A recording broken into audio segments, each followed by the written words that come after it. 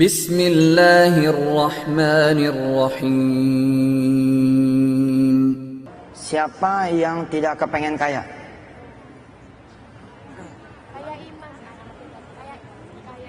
Loh, ini kaya dunia. Siapa yang tidak pengen kaya dunia? Kaya iman ya semua mesti pengen kaya iman. Siapa yang pengen hidupnya susah? Siapa yang kepengen doanya nggak dikabul? Siapa yang kepengen hidupnya masalah terus? Siapa yang kepengen hidupnya fakir abadan abada? Nggak ada. Kalau nggak ada, saya mengajak ibu-ibu dan bapak-bapak semua jemaah yang rahmati Allah untuk ikut serta di dalam salah satu riyadhah ya yang kami laksanakan secara nasional. Ada banyak riyadhah, malam hari ini saya bagi satu. Tapi satu ini dipegang, didawamin, diistiqomahin, dilaksanain. Saya tidak akan bagi kalau sebelum saudara-saudara semua berjanji bahwa saya akan sungguh-sungguh untuk melaksanakan apa yang Ustadz Yusuf Mansur seru. Janji dulu, oke? Siap? Sebab ini ilmu mahal. Kalau ini ilmu diumbar begitu saja, lalu tidak ada yang menyambut, eman. Mendingan saya ngomong berdua. Siapa yang mau, ayo sini berdua. Nah, karena semua mau, ini saya kasih. Ibu bapak yang dirahmati Allah, kita yakin ini juga yang diwasiatkan oleh para alim ulama, para guru-guru, bahwa di antara surah-surah di dalam Al-Quranul Karim, ada di antara surah-surah yang merupakan pembuka pintu rizki, yang kalau kita kemudian baca, maka kita tidak akan fakir selama-lamanya. Tapi sayang beribu sayang, ada yang tahu tapi malas kemudian mendawamkannya. Ada juga yang memang tidak tahu. Malam hari inilah mungkin Allah kasih keredoannya, kita kemudian bisa mengetahui sedikit dari rahasianya. Salah satu riyadhah yang dijalankan oleh saya ketika saya punya hutang dulu, hingga kemudian hutang itu kempes betul. Salah satu riyadhah yang saya lakukan ketika kemudian saya merasa lagi diuji oleh Allah dengan kehinaan. Zaman dulu ibu, zamanan ya, zaman dulu. Masya Allah. Sekarang mah apa? Saya lewat, ditarik sana, tarik sini. Ustadz foto dong, Ustadz minta tanda tangan dong, Ustadz minta nomor handphonenya dong. Dulu mah Masya Allah, saya berdiri di pinggir jalan nggak ada yang negor. Kalau itu masih mending. Ini orang saya lewat, mereka memalingkan muka karena tidak mau berteman dengan saya. Saya lewat, kalau bisa itu pintu ditutup karena tidak mau ke bawah sialnya oleh saya.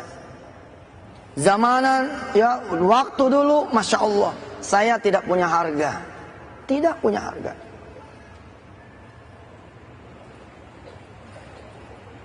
Sebagai contoh,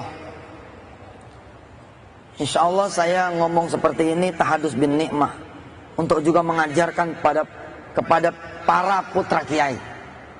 Jangan ngelihat bapak Anda semua adalah seorang kiai lalu menjadikan Anda menjadi mulia. Allah nggak mandang itu. Kalau Allah sudah mau mencabut kemuliaan, bas, Anda lebih jelek daripada anak seorang pencuri. Anda lebih jelek daripada anak seorang perampok, lebih jelek daripada anak seorang pezina. Tapi kalau Allah sudah mau memuliakan, bisa sebaliknya. Anak seorang pezina pun mungkin, karena itu hak Allah lah yang memuliakan dan menghinakan, bisa menjadi mulia. Atau sebaliknya bisa menjadi hina. Pada suatu saat, saya pulang ke rumah Bu, Pak, untuk menunjukkan betapa hebatnya surah ini. Betapa fadilahnya, Masya Allah. Begitu agung, begitu mulia. Saya kebetulan lahir, alhamdulillah, di rumah kiai, di balai kiai. Nama jalan di sepanjang jalan dari mulai Ketapang, Jakarta, ya, sampai ke flyover stasiun kota. Itu memakai nama jalan buyut saya, Kiai Haji Muhammad Mansur. Kebayangkan harusnya saya hidupnya mulia, harusnya saya hidupnya enak, Harusnya orang menghargai saya, tapi itulah saya tidak bersyukur atas nikmat itu. Saya tidak bersyukur atas nikmat itu. Sedangkan Allah sudah mengatakan di dalam firman-Nya, saya bacakan buat Anda semua. Langsung saya buka ini Quran yang dikarang, yang ditulis, yang kemudian dibuat tafsir muyassarnya oleh Dr. Wahbah Zuhail. Ada di dalam surah yang kita sama-sama hafal, surah Ibrahim. Surah keberapa Ibrahim? Surah keberapa surah Ibrahim? Surah ke-14. Saya melupakan tuh nikmat-nikmatnya Allah berikan kepada saya. Saya hidup bukan seperti putranya Kiai. Saya hidup bukan seperti keluarga besar ulama. Salat jarang berjamaah, tidak ada qobliyah ba'diyah. Saya memang tidak melakukan perbuatan-perbuatan dosa yang kira-kira kayak gimana gitu. Tapi hidup saya tidak berbalut sunnah. Yang lain malam Jumatan yasinan, saya malah keluyuran. Alhamdulillah ada beberapa hal lah yang Allah menyuruh saya menutupnya. Sekedar gambaran saja, ya, ini ada firman Allah di dalam surah Ibrahim, surah ke-14. A'udzu billahi minasy syaithanir rajim. Bismillahirrahmanirrahim. Wa idz qala Musa liqaumihi وَإِذْ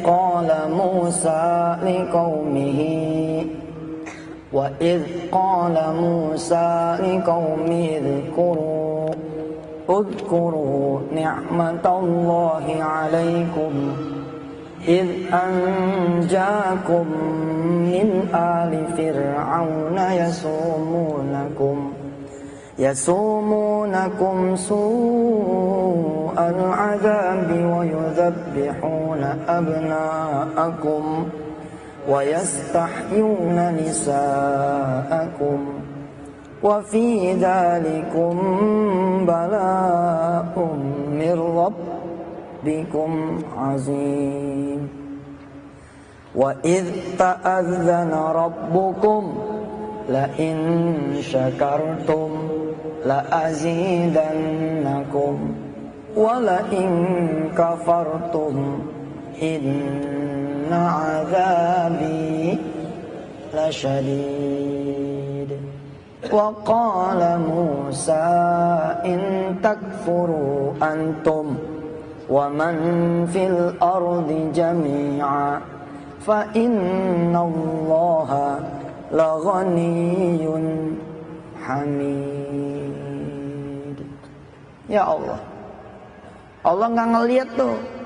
Pokoknya kalau nggak bersyukur, wes akan ku cabut nikmatku kepadamu. Lah ada tukang bakso di depan rumah. Ini tukang bakso nih. Dari mulai saya lahir, dia udah dagang di depan rumah. Nggak pernah dipungut sewanya. Nggak ada sewa, Pak. Dagang depan rumah, dagang aja gitu. Bukan sekedar belasan tahun, tapi puluhan tahun. Minimal ketika itu umur saya kira-kira 21-22. Saat itu saya menjadi buronan, dicari orang, dimaki-maki, sepatu laras naik ke meja, pistol ditodongkan ke jidat. Nggak keruan lah. Sampai kemudian saya lari, tidak ada yang tahu saudara-saudara semua kecuali saya buka mungkin pada malam hari ini. Salah satu tempat pelarian saya Jawa Timur.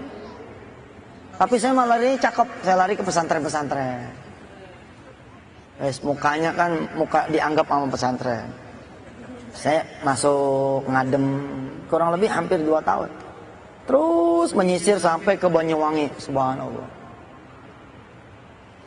Yang paling lama saya di Situbondo. Alhamdulillah. Nah waktu itu saya pulang nih, pakai helm, pakai apa, slayer, pakai jaket double-double dah supaya orang nggak tahu kalau saya pulang.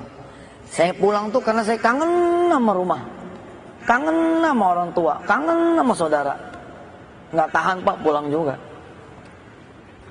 Begitu sampai depan pintu, buka helm nih,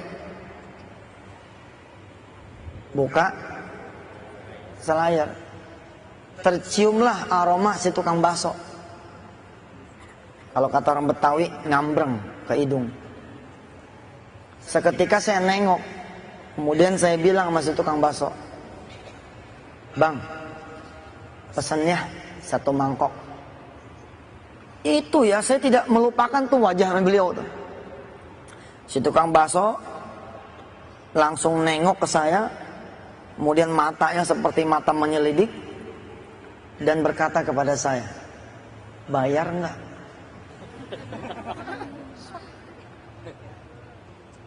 Buat ibu dan bapak yang tidak berada di posisi saya, mungkin kalimat ini jadi biasa. Tapi ketika itu, hok gitu, jantung nih berasa banget. Ya Allah, segininya kau udah diambil sama Allah kepercayaan. Sampai tukang bakso yang kalau saya minta pun, harusnya nggak ada masalah. Cuman 1 mangkok, dan tidak pernah dipungut sewa bertahun-tahun. Tiba-tiba dia khawatir saya nggak bayar. Saking saya dikenal sebagai orang yang punya utang banyak, Pak. Saya ngadu sama ibu saya, lalu ibu saya mewariskan nih apa yang saya wariskan kepada saudara-saudara semua. Jangan peduliin omongan orang. Ada orang kan ngomong begini, si ustadz tuh, amal apa-apa dibawa kepada kekayaan, amal apa-apa dibawa ke duit, amal apa-apa dibawa kepada dunia. Kalau saya mah sederhana saja. 1, kita tidak haram meminta dunia kepada Allah Azza wa Jalla. Yang tidak boleh kita mengambil dunia dengan cara-cara yang haram. Perhatikan ya kalimatnya. Kita tidak diharamkan meminta dunia kepada Allah Azza wa Jalla. Yang tidak boleh adalah mengambil dunia dengan cara-cara yang haram. Sebagian tahu kunci-kuncinya mencari dunia, sebagian tidak tahu, karena itulah dia kecapean, keletihan, atau mungkin salah jalan. Sebagian ada yang tahu, sehingga kemudian Allah antar apa yang dia butuhkan. Ibu saya, nenek saya, bibi saya, karena barangkali beliau-beliau itu orang istiqomah, nggak punya banyak macam-macamnya dan tauhidnya bagus, mewariskan itu kepada saya. Dan terbukti. Ibu saya nulis tuh dengan tangannya, kalau pengen Allah nolongin kamu, cegat waktu asar. Jadi waktu asar nih jangan kayak orang-orang dipanggil baru datang. Jangan. Kalau lagi punya masalah sebelum asar datang, kita udah datang duluan. Paham tuh? Ngejegat waktu asar tuh begitu. Kalau lagi punya masalah banyak, cegat waktu subuh. Jangan biarkan itu subuh sama asar ngeduluin kamu. Insya Allah pertolongan Allah itu udah dekat kalau kamu bisa seperti itu. Tadi saya bilang riyadhah ini banyak sekali. Kalau bapak dan ibu memperhatikan di layar kaca, saya senantiasa membagi dikit-dikit. Dikit, karena memang tidak semua orang kemudian ala kulli juhdihim, ya, berlari kepada Allah Subhanahu wa taala, enggak bisa. Bisa sih kalau udah kepepet bener. Biasanya kalau udah kepepet bener apa aja dilakonin. Tapi kalau masih standar, ya. Apa yang ditulis oleh ibu saya? Ya Fattahu, Ya Razzaqu, Ya Muhawwilal ahwali, hawwil halana ila ahsanil hal. Hasbunallahu wa ni'mal wakil, ni'mal maula wa ni'man nasir. La haula wa la quwwata illa billahil aliyyil azim. Ini diijazahkan langsung oleh ibu saya kepada saya. Saya megang itu kertas sambil bergetar, Pak. Bayangin ya, nasihatnya aja udah subhanallah nih. Ya Fattah, wahai yang maha membuka. Buka semua apa yang menjadi penutup saya ya Allah. Buka apa yang menjadi penutup anak saya ya Rahman. Ya Fattah, disebut Asmaul Husna. Ya Fattah. Ya Razzaq, wahai yang maha memberikan rezeki. Ya Muhawwilal Ahwal, wahai yang maha mengubah keadaan. Hawwil halana ila ahsanil hal, ubah keadaan kami ya Allah kepada keadaan yang lebih baik lagi. Tergantung saudara-saudara nanti memakainya. Ketika dipakai sama orang-orang yang punya hutang, tentu keadaan yang lebih baik adalah hutangnya lunas. Kalau dibaca dalam keadaan suami ringan tangan, insya Allah Allah akan ubah suami menjadi penyayang, menjadi penyabar. Kalau dibaca oleh suami yang istrinya mulutnya Masya Allah, bukan cuman aib suami yang dibuka, tapi sak mertuanya dibuka, sak adik kakaknya dibuka, sak gurunya juga dibuka. Ya Muhawwilal Ahwal, hawil halana ila ahsanil hal, termasuk insya Allah akan mengubah keadaan istrinya. Kalau dibaca sama orang tua yang anaknya kemudian bangor, udah lebih derajatnya daripada bandel. Bangor tuh 2 kali bandel.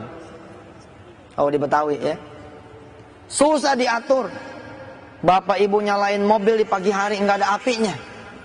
Disangka akinya tidak bekerja. Begitu buka kap mesin, ternyata mesinnya dijual. Bisa kalau anak narkobais Pak, apa aja disikat sama dia. Kalau dibaca sama orang tua yang anaknya doraka, ya Muhawwilal Ahwal, maka insya Allah akan terjadi perubahan di anak kita. Dalam keadaan kita yang ngontrak, kita baca terus nih doa seperti warisannya ibu saya. Insya Allah kita akan pindah ke tempat yang lebih baik. Tadinya kontrakan yang 75 jadi kontrakan yang 150. Ya lumayan kan? Tadinya 150, baca terus jadi 300. Baca lagi jadi 1 juta, baca lagi jadi punya sendiri. Insya Allah. Dibaca terus, diwiridin terus sama yang naik motor, maka insya Allah Allah akan rubah dia menjadi Xenia, menjadi Kijang, menjadi sedan, menjadi mobil roda 4 yang dia mau. Bahkan kalau kebanyakan bacanya, insya Allah dapat mobil tronton yang 16 ban. Yo, nandanya jadi pengusaha toh, pengusaha transportir, punya banyak bus, punya banyak truk. Masya Allah. Dulu Pak saya mengingat, saking saya pengen ngelakonin apa yang dijalankan, disarankan oleh ibu saya. Mudah-mudahan Allah yang maha mengetahui segala nawaitu saya menceritakan ini kepada ibu dan bapak. Wala riya wala sum'ah, nggak ada riya, nggak ada sum'ah. Saking takutnya nih, ini jalannya naik motor, hujan gede, bedu gede nih, hujan. Yang lain pada berhenti, saya tabrak tuh hujan. Saya tabrak tuh hujan. Sambil saya menangis, sambil saya baca itu zikir, lalu saya bilang pada Allah, ya Allah nih, saat turun hujan adalah saat yang dikabulkan oleh Allah doa-doanya para hambamu ya Allah. Saya berdoa pakai ini. Pokoknya apapun keadaan ibu, bapak, sakit yang berkepanjangan, dihina, di kantor, di perumahan, di keluarga, Allah akan ubah, Allah akan ubah, Allah akan ubah. Dan ini ada sambungannya. Apa kata ibu saya? Apa kata nenek saya? Apa kata bibi saya? Apa kata paman saya? Apa kata orang-orang tua saya? Apa kata para guru? Hampir sama. Sambungannya adalah suratul Waqiah. Sambungannya adalah suratul Waqiah. Kita hafalin dulu doanya. Bismillahirrahmanirrahim. Ya Fattahu, Ya Razzaqu, Ya Muhawwilal Ahwali, Hawwil halana ila ahsanil hal. Hasbunallahu wa ni'mal wakilu, ni'mal maula wa ni'man nasir.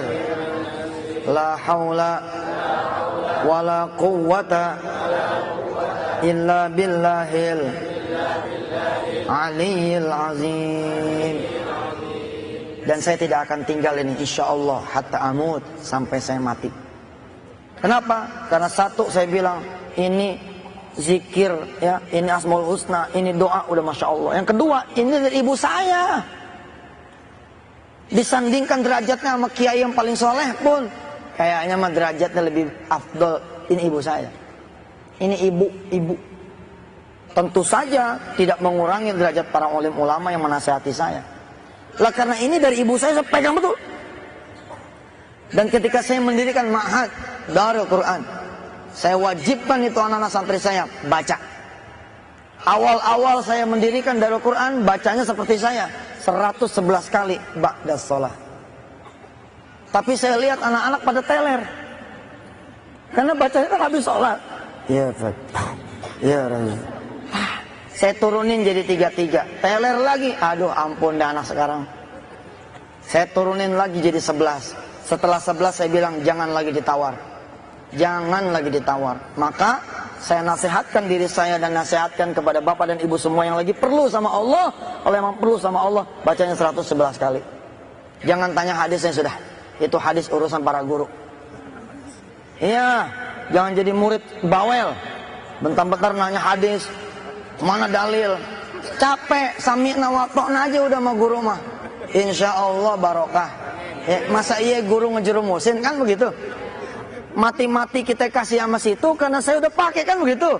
Berhasil, tinggal pakai doang cerewet. Afwan ya Ustaz, dalilnya mana? Aneh kalau nggak ada dalil, aneh nggak mau. Ya udah, masih tuh, terserah situlah.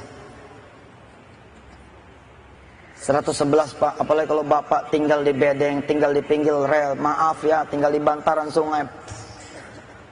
Dituding-tuding sama orang, kamu kalau nggak bayar awas ya. Bacanya jangan 111 Pak, tancap aja udah seksa. Istiqomahin, pandangin wajah emak. Usianya sudah 80 tahun, 70 tahun, 60 tahun, tapi apa kebahagiaan yang kita kasih sama dia? Dari sekarang nih, saya mau mewariskan kepada ibu dan bapak semua riyadhah 40 hari dulu deh coba jajal tuh. Kalau 40 hari berat ngamalin ini, ba'da subuh sama ba'da asar, ya komo seperti santri-santri saya mah setiap ba'da sholat. Kalau emang susah ba'da asar saja, kalau emang susah ba'da subuh saja, kalau memang susah juga, ya sudahlah. Dari satu hari itu jangan sampai nggak baca. Tapi kemudian istiqomahin selama 40 hari. Kalau 40 hari masih berat juga, 3 hari. Kalau 3 hari dirasa enak, 7 hari. 7 hari dirasa enak, 14 hari. 14 hari dirasa enak, 21 hari. 21 hari dirasa enak, melangsam 40 hari. Kalau udah jadi doyan, 40 jadiin 100 hari. Kalau sudah begitu insya Allah, tanda-tanda nasrun minallahi qarib. Insya Allah.